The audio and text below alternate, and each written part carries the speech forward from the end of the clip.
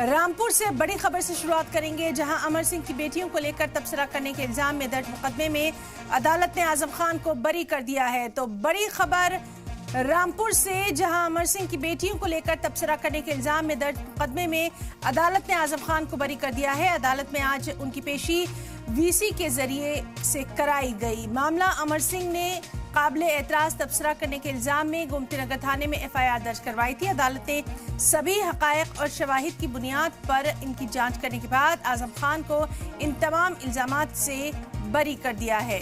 तो एक और बड़ी खबर आजम खान के ताल्लुक से, जहां अमर सिंह की बेटियों पर काबिल एतराज तबसरा मामले में आजम खान को बरी कर दिया गया है।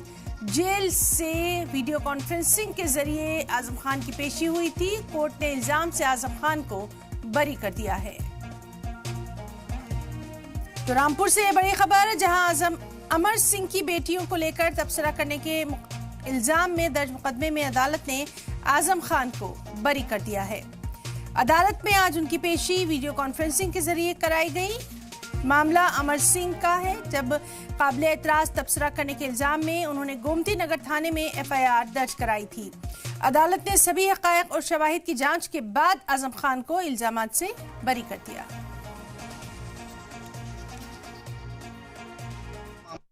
मामला ये था कि सरकारी कार्य में कोई बाधा उत्पन्न की, कोई धार्मिक भावनाएं आहत की किसी की, इस तरह का कोई मामला था और उसमें आज दोष मुक्त किया गया है।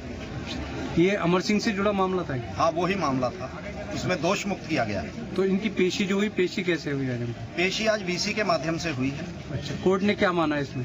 कोर्ट ने कुछ नहीं, कोर्ट ने उनकी बात को सुना है, गंभीरता से लिया है और उचित आदेश पारित करने और उचित सुविधाएं देने के लिए निर्देशित करने के लिए आश्वासन दिया है।